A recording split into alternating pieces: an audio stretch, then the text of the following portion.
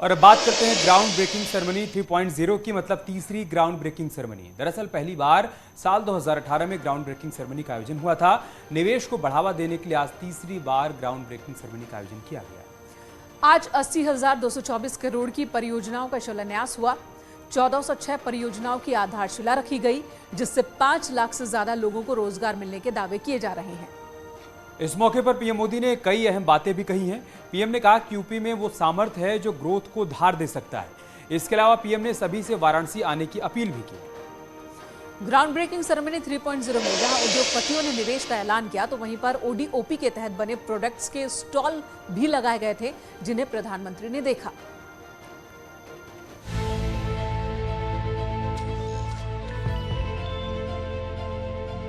उत्तर प्रदेश के मुख्यमंत्री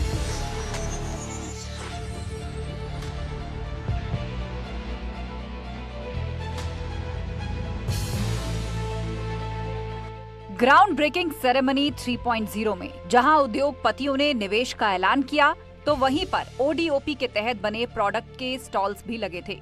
ground breaking ceremony 3 का पीएम मोदी ने न सिर्फ उद्घाटन किया, बल्कि वहां प्रदर्शनी में लगाए गए स्टॉल्स का अवलोकन भी किया।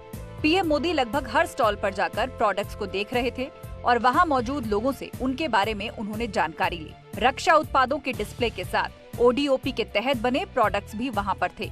पीएम मोदी के जाने के बाद न्यूज 18 की टीम ने प्रदर्शनी का जायजा लिया और निवेशकों से बातचीत की। नोएडा शहर को गारमेंट के क्षेत्र में ओडीओपी की पहचान मिली है। हमारे साथ इस वक्त नोएडा के एक इन्वेस्टर हैं, हम उनसे बात कर लेते हैं। सर, आप क्या मैन्युफैक्चरिंग करते हैं और किस तरह से ओडीओपी में या किस स्कीम में गवर्नमेंट की आप लाभान्वित खुद हो रहे हैं और दूसरों को लाभ पहुंचा रहे हैं? तो नोएडा ओडीओपी के लिए गवर्नमेंट मैन्युफैक्चरिंग का हब बनाया गया है और हम वहाँ पे गवर्नमेंट मैन्युफैक्चरिंग करती है। हमारी कंपनी पैरागन अपैरल स्पोर्ट्सवेयर बनाती है और हम वहाँ पे ऑलमोस्ट 4 से 4,500 लोगों को एम्प्लॉयमेंट देते हैं नोएडा में। निवेशकों का कहना है कि सीएम योगी के नेतृत्व में यूपी में कानून व्यवस्था सही है और इसी वजह से निवेश करना अब आसान हो गया है। प्रदर्शनी में हर तरह की चीजें थी, महिलाएं अपनी पसंद की चीजें देख रही थीं और हम ये समझने की कोशिश कर रहे थे कि नए यूपी में निवेश करना कितना आसान है। ठुकराल साहब, आप कैसे देखते हैं नोएडा को और कैसे वहां पर निवेश की संभावनाएं बढ़ रही हैं और कैसे वहां पर आप रोजगार बढ़ा रहे हैं? देखिए, हमारी जो इंडस्ट्री नोएडा में है गारमेंट की, वहां पे लगभग आज 3,000 से ऊपर कारखाने हैं और लगभग 35,000 करोड़ का वहां से एक्सपोर्ट होता है गारमेंट्स का। हमारे नोएडा से जितने भी वर्ल्ड के बड़े बड़े ब्रांड्स हैं सारे, उन सब ब्रांड्स का माल नोएडा से बनता है। फैशन मतलब नोएडा, क्योंकि आज नोएडा सबसे बड़ा हब है। आप देखिए, मैं आपको बताऊं, देखिए ये हमारे ये यूसी के बेनाडॉन के सारे गारमेंट्स हैं। ये H&M ब्रांड है जिसका ज्यादा माल जाता है। टॉमी हिलफिगर नोएडा में बनता है, ज़ारा वो यहाँ बनता है नोएडा में, स्टडी वियर नोएडा में बनता है सारा। प्रदर्शनी में एक एक स्टॉल की तस्वीरों को कैमरे में कैद करते हुए हम वहां पहुंचे जहां पीएम मोदी भी रुके थे। राजधानी लखनऊ में 2,000 करोड़ की लागत से लुलु का मॉल बन रहा है और खुद प्रधानमंत्री नरेंद्र मोदी आए थे इस स्टॉल पर। उन्होंने इस मॉल का जो मॉडल है उसको देखा है। लुलु के जो तमाम आने वाले प्रोजेक्ट्स हैं, एक प्रयागराज में है, वाराणसी में है, ग्रेटर नोएडा में है, उनके बारे में भी बात की है। प्रधानमंत्री नरेंद्र मोदी खुद आए थे इस स्टॉल पर। हम बात करते हैं यहाँ कंपनी के जो रिप्रेजेंटेटिव हैं। प्रधानमंत्री जी आए तो उन्होंने क्या कहा था? प्रधानमंत्री जी ने, माननीय प्रधानमंत्री जी ने राजनाथ सिंह जी ने बोला कि देखिए, आपके शहर में इतना एशिया का सबसे बड़ा खूबसूरत मॉल बन रहा है, यूपी काफी तरक्की कर रहा है। इस प्रदर्शनी में एम्बुलेंस का भी एक स्टॉल लगा था। बताया जा रहा है कि अब ऐसी व्यवस्था बनाई जा रही है कि अब मरीज के घर एम्बुलेंस के साथ डॉक्टर भी पहुंचे। Bureau report, news 18। Ground breaking ceremony के दौरान बड़े बड़े उद्योगपति जुटे थे, लेकिन इस दौरान भी सबसे ज्यादा चर्चा हो रही थी बुलडोजर की। जिस भवन में पीएम मोदी 80,000 करोड़ से ज्यादा की 1,406 औद्योगिक परियोजनाओं का शिलान्यास कर रहे थे, उसी वक्त उस भवन के बाहर एक बुलडोजर खड़ा था। आने जाने वाले लोग उसे देख रहे थे। जो भी देख रहा होगा उसके मन में एक ही सवाल जरूर होगा कि आखिर में यहां पर बुलडोजर का क्या काम है।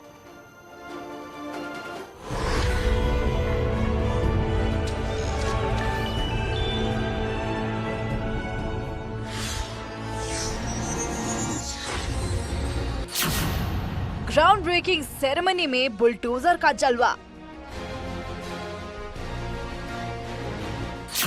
जहां देश के सबसे बड़े उद्योगपति जुटे थे, वहां पर बुलडोजर का क्या काम।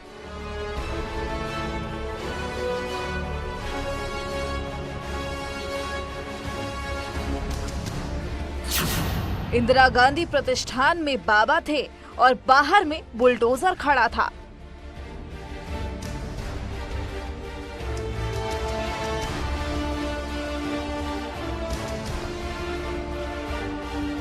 आखिर इस बुलडोजर को यहाँ पर खड़ा करने के पीछे क्या मकसद था? इंदिरा गांधी प्रतिष्ठान के जिस गेट से उद्योगपति business person ground breaking ceremony में शामिल होने जा रहे थे, उसी गेट के बाहर खड़ा बुलडोजर मेहमानों का ध्यान खींच रहा था। जब निवेशकों को लुभाने की बात आती है तो उत्तर प्रदेश में जो बदलाव हुआ है 2017 के बाद से, वो है बेहतर कानून व्यवस्था। बेहतर कानून व्यवस्था का दावा करते हुए योगी सरकार यहाँ पर बड़े बड़े निवेशकों को लाती है, और जब कानून व्यवस्था की बात होती है तो ये बुलडोजर उत्तर प्रदेश की पहचान बन जाता है। पिछले 5 साल से यूपी में तस्वीरें बदली हैं। यूपी में अब डिफेंस कॉरिडोर में हथियारों के निर्माण से लेकर कई क्षेत्र में बदलाव हुए हैं। पीएम मोदी के साथ उद्योगपतियों ने यूपी की नई झलक को देखा। पीएम मोदी घूम घूम कर हर बूथ पर गए और बदलते यूपी की तस्वीर देखी। इस बदलाव के पीछे यूपी की अच्छी कानून व्यवस्था भी है, और कानून व्यवस्था के पीछे बुलडोजर का बड़ा योगदान है। विधानसभा चुनाव की बात हो या उससे पहले और बाद की बात हो, उत्तर प्रदेश में ये बुलडोजर अक्सर नजर आता है। कभी माफियाओं से अवैध कब्जे खाली करवाता है तो कभी अवैध निर्माणों को गिराता है। विधानसभा चुनाव प्रचार के दौरान खुद योगी आदित्यनाथ को बुलडोजर बाबा का नाम दे दिया गया था, और अब आप ये देख सकते हैं, ये बुलडोजर उस हॉल के ठीक सामने रखा हुआ है जहां पर देश के बड़े बड़े इन्वेस्टर्स आए हुए हैं। बाबा के बुलडोजर ने 5 साल में माफिया और गैंगस्टर के 2200 करोड़ की संपत्तियों को ध्वस्त कर कानून का राज कायम किया है। इसी बुलडोजर की मदद से एक्सप्रेसवे बन रहे हैं। लखनऊ को पूर्वांचल से जोड़ने के लिए पूर्वांचल एक्सप्रेसवे, बुंदेलखंड के लिए बुंदेलखंड एक्सप्रेसवे और मेरठ को प्रयागराज से जोड़ने के लिए गंगा एक्सप्रेसवे पर काम चल रहा है। जहां पर विकास, वहां पर बाबा का बुलडोजर। जहां पर करप्शन, वहां पर बाबा का बुलडोजर। जहां पर क्राइम, वहां पर भी बाबा का बुलडोजर। और जहां पर निवेश, वहां पर भी बाबा का बुलडोजर। इसलिए ग्राउंड ब्रेकिंग सेरेमनी 3.0 में चेन्नई की बुलडोजर कंपनी ने डिस्प्ले लगाया था। कंपनी के लोगों ने बताया कि जिस तरह से बुलडोजर को पब्लिसिटी मिली है, उसके कारण अब मार्केट में भी इसकी डिमांड बढ़ती जा रही है।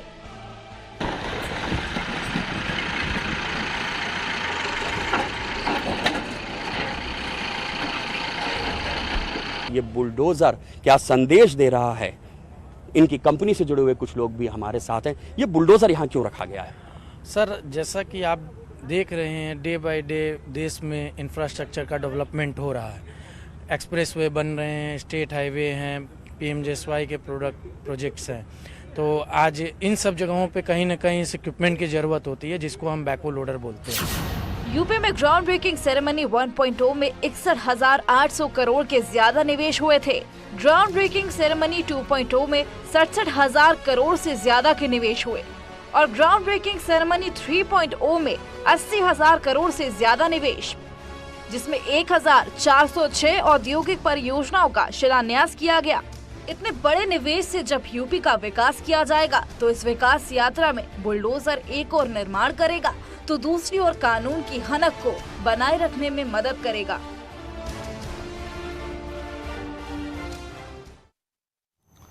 यूपी इन्वेस्टर समिट में गाजियाबाद की यशोदा हॉस्पिटल के संस्थापक डॉक्टर PN अरोड़ा भी शामिल हुए। तो हॉस्पिटल ने 2 नए हॉस्पिटल बनाने का ऐलान भी कर दिया। नोएडा और इंदिरापुरम में ये हॉस्पिटल बनाए जाएंगे।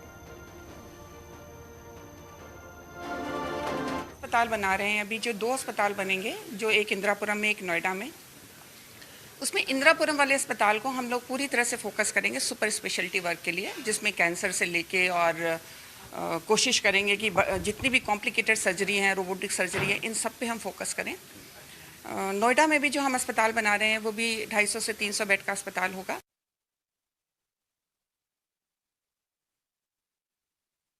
जो ये 2 हमारे नए अस्पताल आ रहे हैं उनमें जो हमने इन्वेस्टमेंट किया है, जो हमारा कमिटमेंट है, उसके चलते उनको इस सम्मान से नवाजा जा रहा है। तो ये जो अस्पताल हम जिसकी को हम यशोदा मेडिसिटी का नाम दिया गया है, ये एक quaternary care which is beyond tertiary care level का अस्पताल होगा। और चलिए बात कर लेते हैं ज्ञानवापी मुद्दे पर संघ प्रमुख के बयान और उनके बयान पर हो रही सियासत की। जहां मुस्लिम धर्मगुरुओं ने बयान का समर्थन किया तो कांग्रेस और समाजवादी पार्टी को ये बात पसंद नहीं आ रही। और समाजवादी पार्टी की तरफ से और यहाँ कांग्रेस की तरफ से इसको लेकर सवाल भी उठाए गए हैं संघ और बीजेपी पर।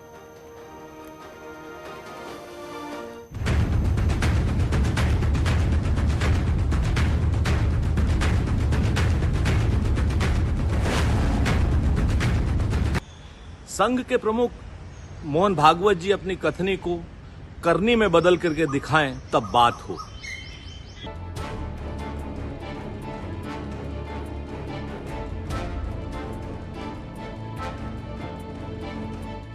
मौजूदा हालात में मुल्क में जो हिंदू मुस्लिम मंदिर मस्जिद जैसे शब्दों की जो गूंज है, ये बंद होनी चाहिए। ज्ञानवापी के मुद्दे पर जारी है बहस, या यूं कहें कि मंदिर बना मस्जिद की जंग के हवाले से संघ प्रमुख मोहन भागवत ने जो कहा, अब उस पर बहस चल निकली है। धर्म के धरातल से सियासत के गलियारों तक।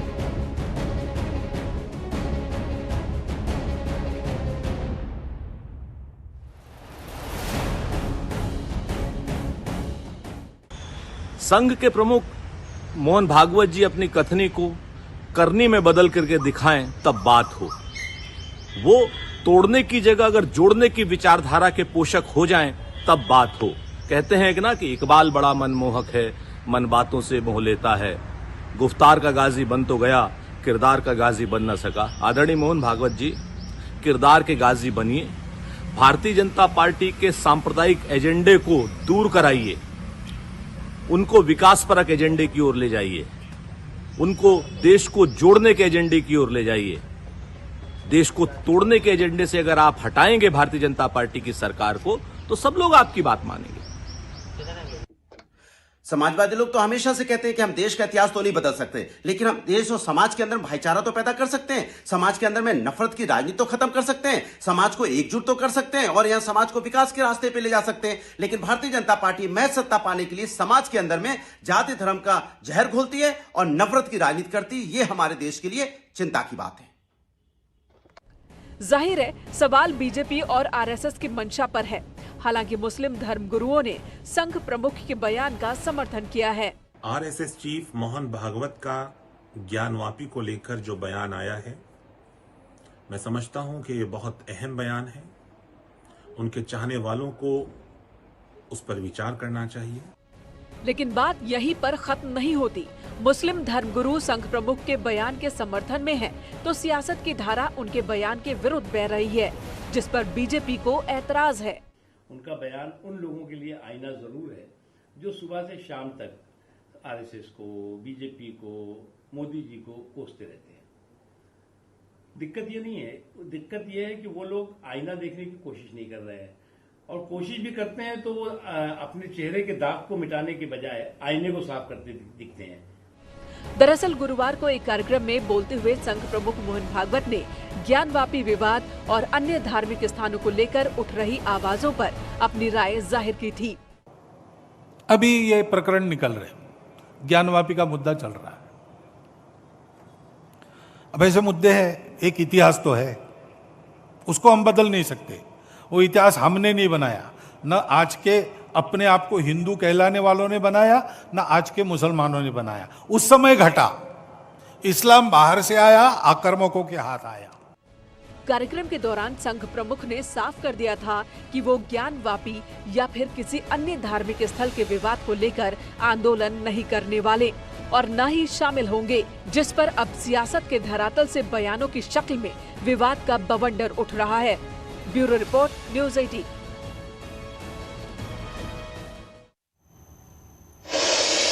इधर ज्ञानवापी परिसर में पूजा करने की परमिशन देने से प्रशासन ने इनकार कर दिया है। इससे पहले शंकराचार्य स्वामी स्वरूपानंद सरस्वती ने 4 जून को ज्ञानवापी परिसर में पूजा करने का ऐलान किया था। जिस पर स्वामी स्वरूपानंद सरस्वती के शिष्य स्वामी अविमुक्तेश्वरानंद ने प्रशासन से इजाजत मांगी थी। उन्होंने दावा किया था कि 71 संत कल यानी कि 4 जून को ज्ञानवापी परिसर में पूजा करेंगे, जिस पर प्रशासन ने साफ कर दिया है और इनकार कर दिया है। प्रशासन का कहना है कि ऐसा मुमकिन नहीं है। सुनिए स्वामी अविमुक्तेश्वरानंद ने क्या कहा। 8:30 बजे पुष्य नक्षत्र के लग जाने के बाद यहाँ से निकलेंगे। यहाँ से हम लोग नाव के द्वारा ललिता घाट जाएंगे, वहाँ पर गंगा जल कलश में भरेंगे और फिर वहाँ से पूजा की सामग्री हाथ में लिए हुए हम लोग उस स्थान पर जाएंगे जहाँ पर देवता प्रकट हुए हैं और वहाँ भगवान को पूजा चढ़ा करके 100 करोड़ सनातन धर्मियों की तरफ से प्रणाम नमस्कार करके उनकी प्रार्थना स्वीकार करिए, ये अनुरोध करके वहाँ से वापस आ जाएंगे।